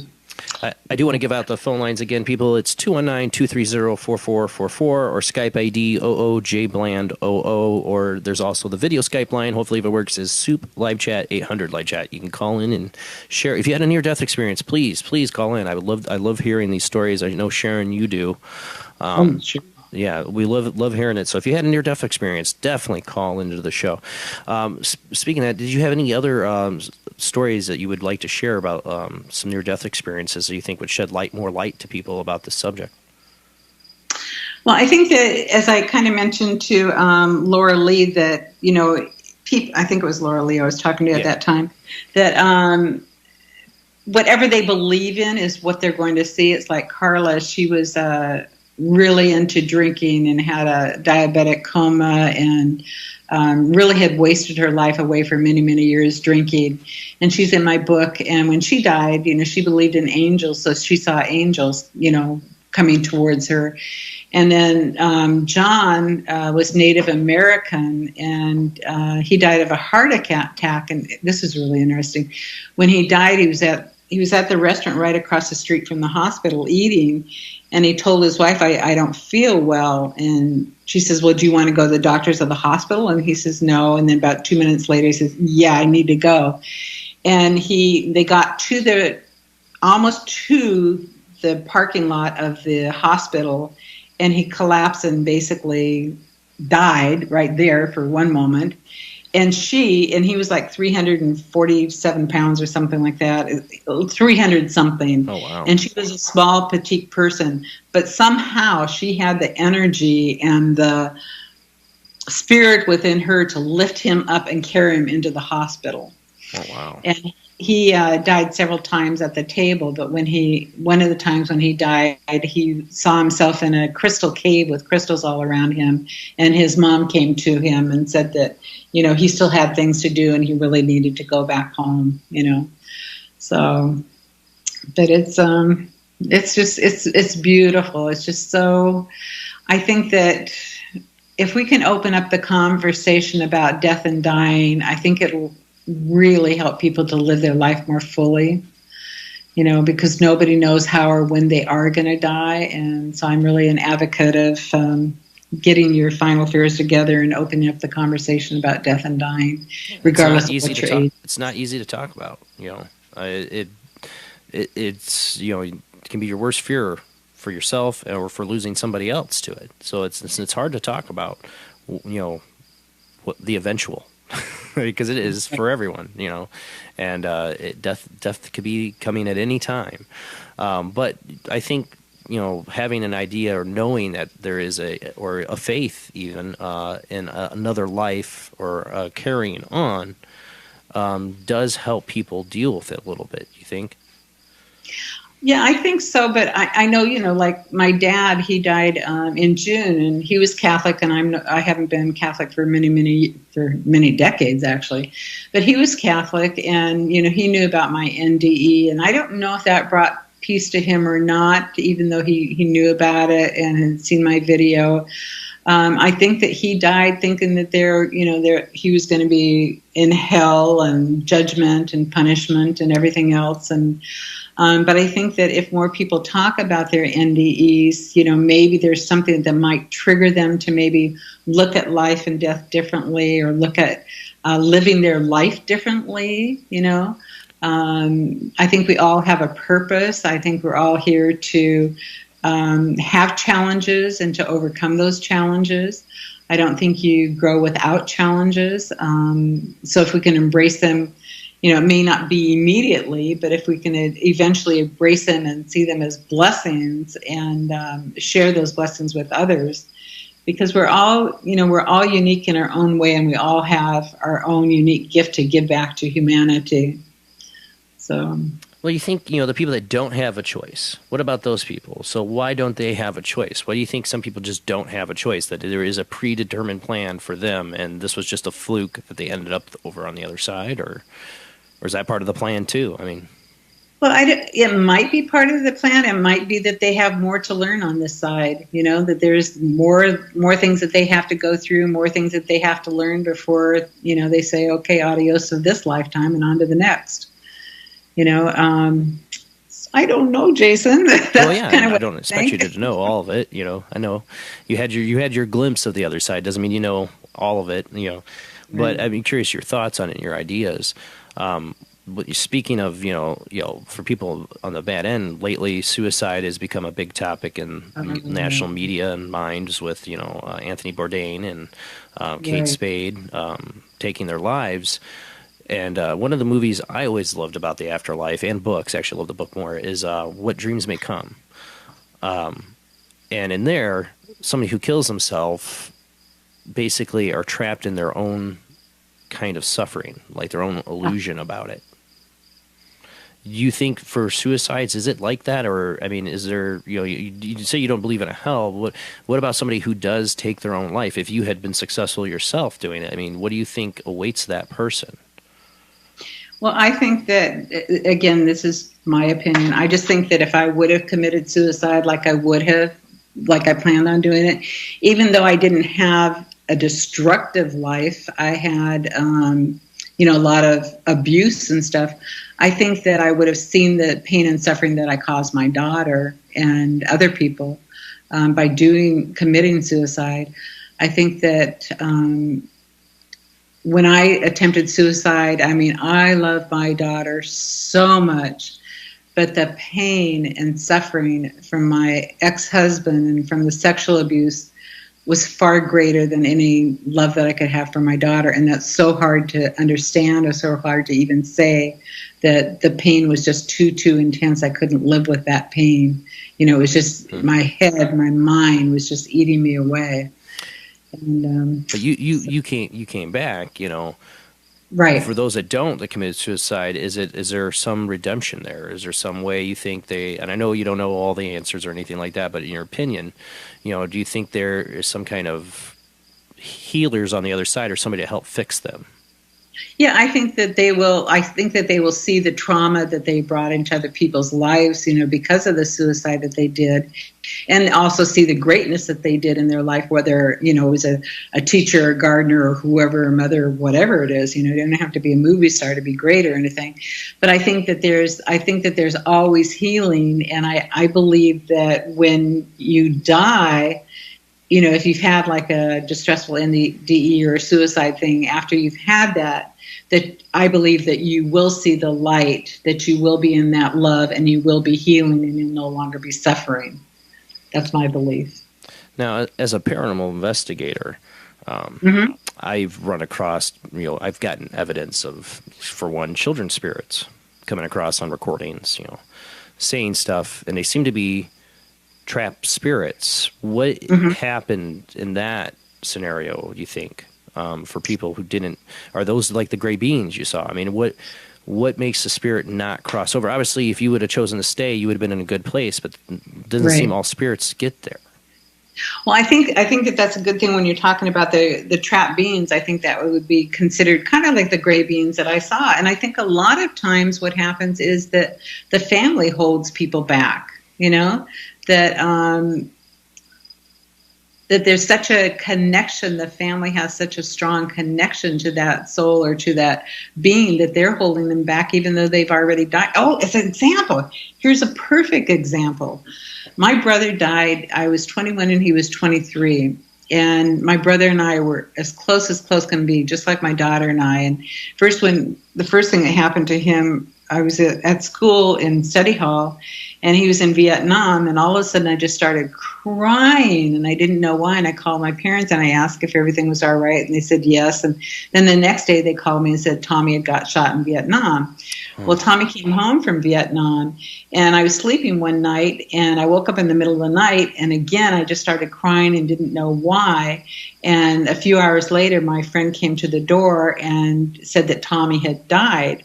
Well, Tommy and I were I just fell to the floor and just almost passed out. But anyhow, Tommy and I were so close that he came to me in spirit form for 18 years. I saw him on a regular basis. He would come to me, he would talk to me, we would do things together on the spirit realm. He would come to me, and then finally he came to me, he says, Sharon, I can't come to you anymore because you're holding me back and I'm holding you back. And he says, I have to leave. And he left me, and I did not see him again until the day after my near-death experience. And he came to me and he said, you do not have to die to be with me. I'm always with you. So I believe that as an example of that yes, we can hold that spirit back. I think that we have to advance at different stages. It's just like I have a friend that says, well, you know, I know that you believe in spirit guides and you believe in God or infinite spirit. And I says, yes, I do. And she says, well, why do you...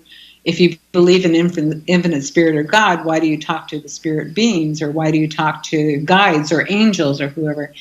And I believe that they have to learn, and they have to be teachers, and they have to evolve too to different levels. So I think that that's what happens when a person dies and they're stuck. So I think if you can, if a person dies and you have that deep connection, to maybe cut the cords, which should be like, put your hand going through the front of your body and envision that person in front of you and see where the energy stops, and cut it with like a fake scissors or a laser or a fire or something, and then pull out the cord and say, I release you for your highest good, and I ask you to release me for my highest good. I set you free, and I ask that you set me free, and that we live in love and light and oneness, but I set you free, something like that, and cut the cord so that they can go on. It makes sense, but I guess it's the opposite end of we talked about people who had a choice to come back, yes or no, and other people had a choice not to come back, and they didn't have a choice and they were made to come back. Well, there's obviously those who weren't given a choice either, and they were forced to stay, and they wanted to come back. So those might be the ones that get kind of stuck, because of their attachment. That could be true. I haven't thought of that. That's a great thing, Jason. Thank you for mentioning that. That's right.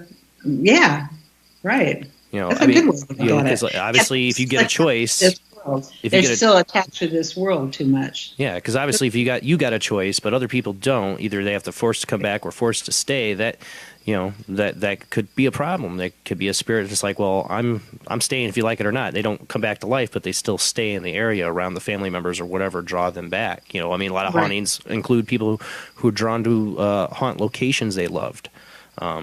So you wonder. That's a great way to look at it. Thank you for opening up my eyes to that, Jason. I like that. Yeah. That's what the show's about.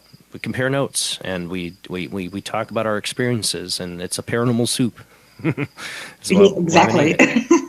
Remember, guys, you can call in at 219-230-4444 or on Skype ID OOJBland00 or at Soup Live Chat 800 Live Chat for the video Skype ID. We are still taking phone calls at this time. We still got a little bit of time left. Now, going on, what have you been doing? Besides the near-death stuff, you've talked to me a little bit about you have your own abilities. I don't know what you call them, psychic abilities or telepathic. Was this kind of caused, something you always had, or was this caused from your near-death experiences? No, I actually had that after my first near-death experience where I attempted suicide when I was told that I would become a healer, teach around the world, and write books. That's when I kind of had the psychic abilities to actually, see through the body and see different events and things that were going on. As far as future events that were going on, if they were distressful or destructive, I tried to block those. And then what I heard was, you don't have to block them. What you can see is a different outcome. But I don't really use those abilities anymore. I think it's because I'm not doing my healing work on other people like I was in the AIDS community. I do the publishing work, and then I was guided to move. I lived in Maui from 71 to 80, and I was guided 3 years ago to move back to Maui to help to set up a green burial site for which will be earth-friendly and eco-friendly and stuff. So I'm spending my time doing that, and of course enjoying the ocean and the beautiful sunsets and the fragrance of Maui. One day I want to go. I still want to visit Hawaii, but it sounds like your life took on a different direction from what work you were doing. But you still have psychic abilities or experiences, right? You're still in tune. I still have them, but not, I used to see clients and stuff. I don't do that anymore. I can still hear things and see things. And but it's nothing that I do as a career anymore. But if I get a message or if I see something that I need to tell somebody, I will. Do you think it's common for people who come through a near-death experience to have a heightened psychic sensitivity? I think that they have a better ability to it if they're open to it. I think that you have to be open to it, but I think everybody has ability to have psychic abilities. If you just open yourself up to it. Jamie, I know. Before we run out of time, I know you had a near-death experience. I didn't know if you wanted to share or talk about that at all. My panelist here, Jamie. I have, and I just want to say that so much of what she said is so spot on. When you had asked if she had the choice to stay or go back, I had nodded my head if I would want to stay a little bit, and was surprised to hear that she wanted to come back. Well, I don't have kids. I'm 41 and I don't have kids. I actually came back because my mom, and it was Mother's Day, and I didn't want her to live with that forever. So, and mine was over a very similar situation to you, not the illness. What was the situation? Was it? Well, I had an ex-husband that contributed to it. Oh, okay. Well, I know your mom must have been thrilled that you came back for her. Well, thank you for sharing that, Jamie. We've talked Jamie, a little bit about it. Go ahead. Jamie, do you remember anything about it that you'd like to share? Oh, yeah. I remember do you want to share any of it? I did have the light, but it wasn't white. It wasn't a white light, and there wasn't a tunnel, but it was like a violet light that it did encase you, and it made you feel so comfortable and calm that all of a sudden you get to a level to where you're just okay with it, and you're okay with whatever's going to happen. And that's when I started really reflecting and thinking about, my mom and what she would be living with if I were to go at that moment. I don't think she understands really. Sometimes I thought that maybe it was better that I didn't come back after the reaction, but it changed my life definitely. Well, thank you for sharing that, and I think that changes everybody's life. Thank you. It's really a blessing to go through it. And sorry, Jamie, I didn't mean to put you on the spot there. I just know you've experienced fine. that, and I wanted to see if you wanted to share it all. And thank you. Thank you. Thank you. Thank you. And like I said, I've never had a near-death experience myself. The closest thing I could ever think about it was a very crazy, vivid dream I had once. Of course, not a near-death experience, but where I met a lady in that dream who was this black woman who's appeared in other dreams about past lives, who seemed to be like my guardian in this. And it was she showed me a possible future. Like if I continued down this path, I would die young, and I'd be dead already. It would have been young. It would have been my 20s. And this happened to me when I was like 17, 18. I had this vision. It did change me. It affected me, and it was a really weird dream and vivid dream, and that's the closest thing I could think of having that kind of experience. But I felt like I was being showed my life and what could happen. Right. Yeah, so that was probably one of your guides or one of your angels to show you that, as you said, show you the different paths and let you make your decision. But thank God you went on the right path. Wow. What makes me think you talk about guides and angels too, and that everybody's having these different experiences, seeing either Jesus or Buddha, or waking up in a crystal cave. You had an angel. I wanted to bring that up too. I had forgotten. Mine is an angel. I had a woman, and I have 3 figures that have always been with me, that almost take on like an extraterrestrial type feel to it. And Explain a lot. I do a lot of ITC work. And there's always a woman that's attached to me. She's been with me since I was a child. I've seen her. Like, I thought it was my mom playing jokes with me until we got in an argument about it one time. She's like, it's not me. I'm not even there. And then these 3 beings that were always on the wall, I have pictures of it I've drawn.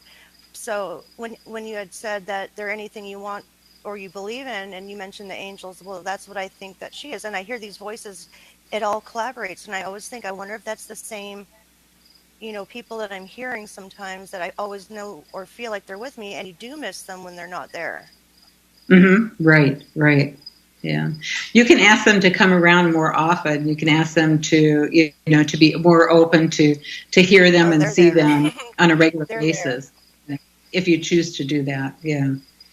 It makes you wonder, what is the actual force? It seems to want to take on whatever thing's going to make the person most comfortable when they go over to the other side, by whatever their expectations are. I don't know what's going to happen to me. I'm a Gnostic. My expectations are pretty open to anything. So it'll, exciting. Yeah, I don't know.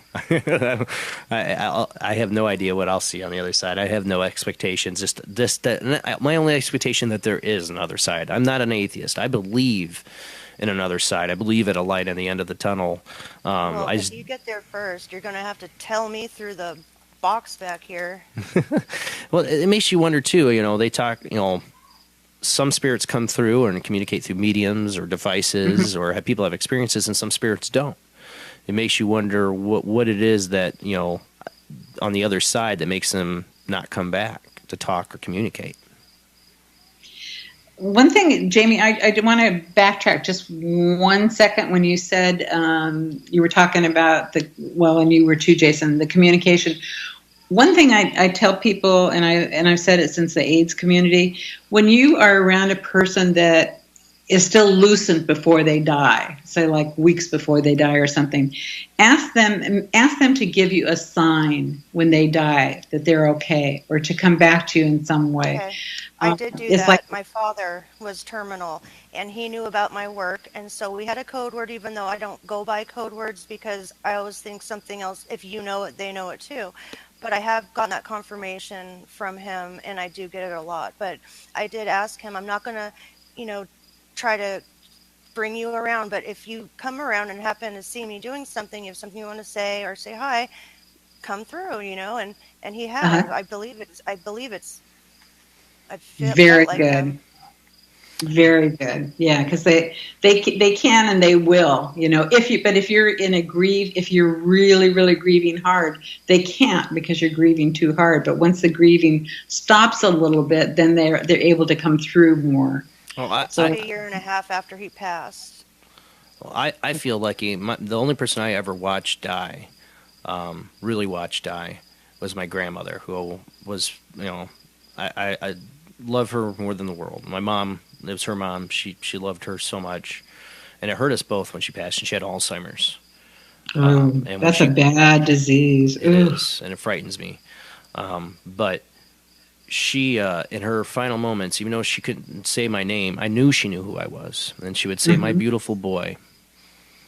She would say that. And when Jamie's talking about that kind of confirmation, when I first started getting into spirit boxing and ITC, when I was testing stuff out, I just, I didn't know who to call on to try to test it out. I said, "Grandma, if you're there," it wasn't long after she passed. And I had seen her after she passed. I did get a glimpse of her in a mirror. It was really emotional.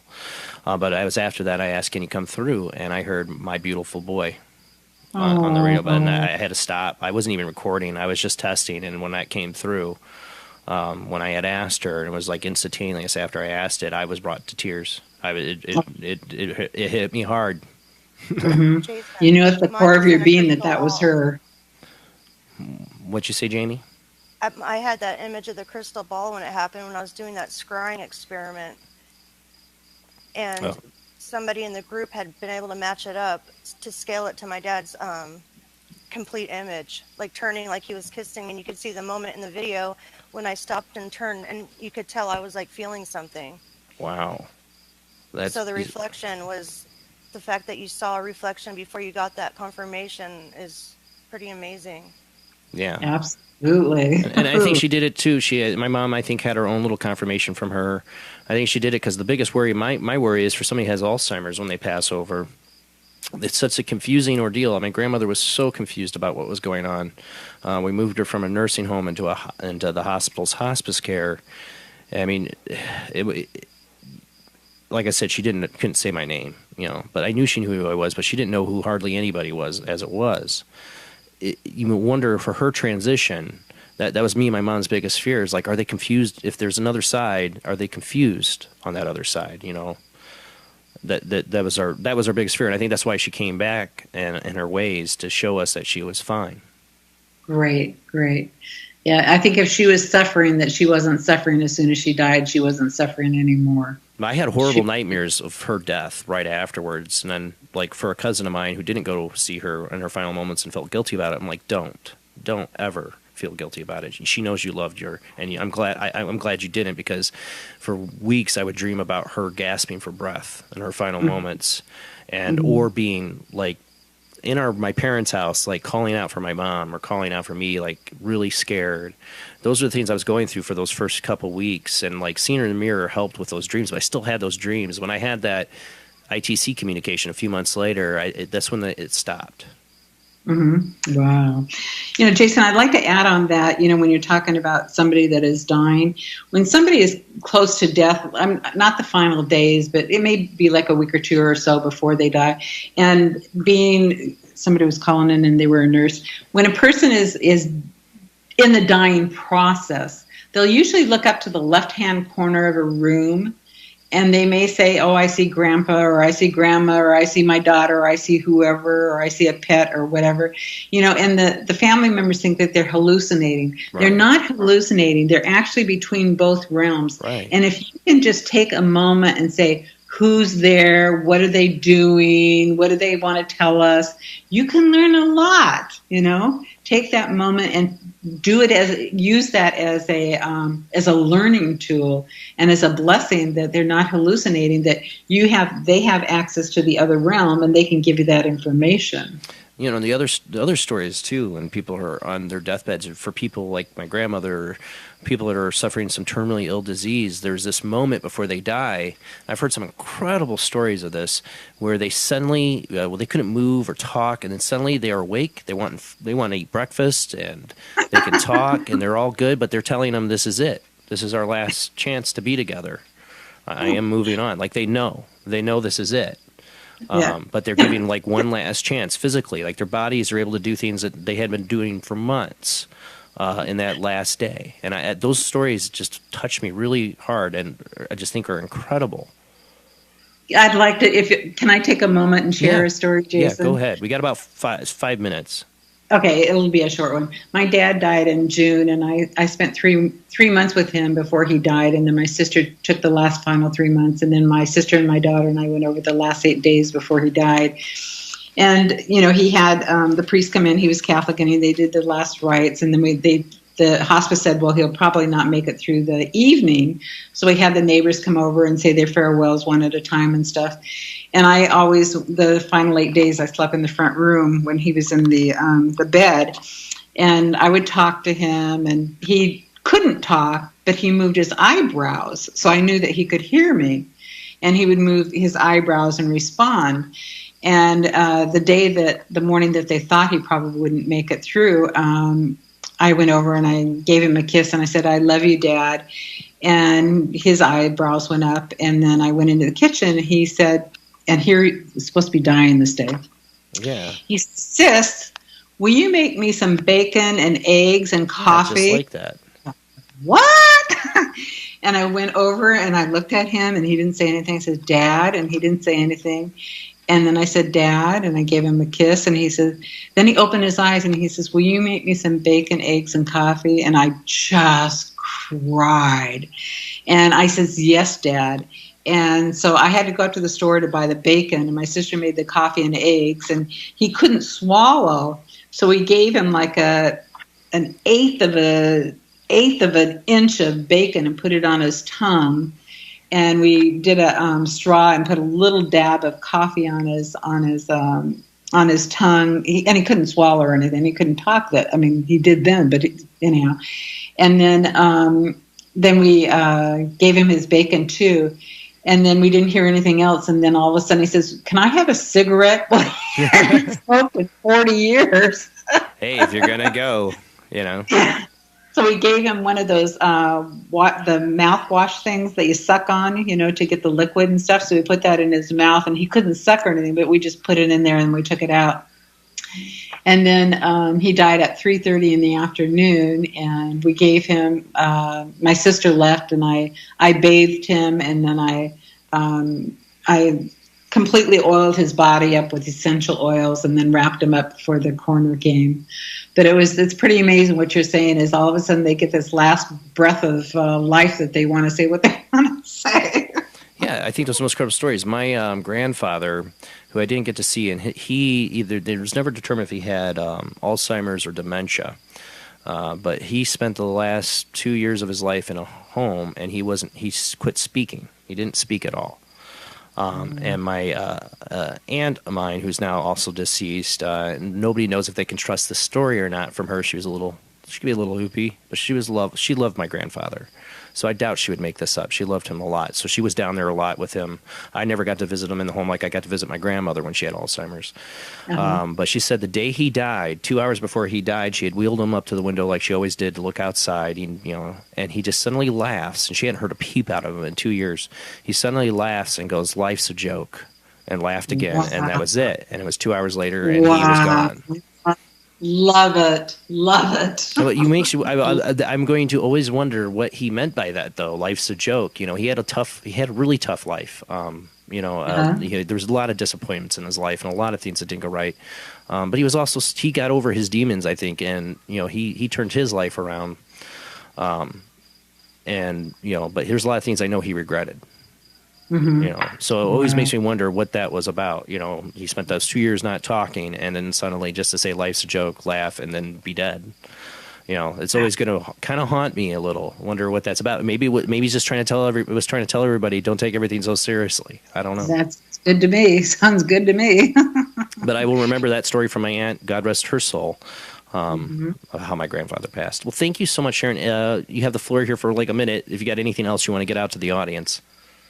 No, I just greatly appreciate that you have this show, Jason. I think it's really needed, and I think people need to talk about the other realm and paranormal and all this. So thank you so much, Jason, for having me as a guest and for all that you're doing. And happy birthday! Well, thank you so much.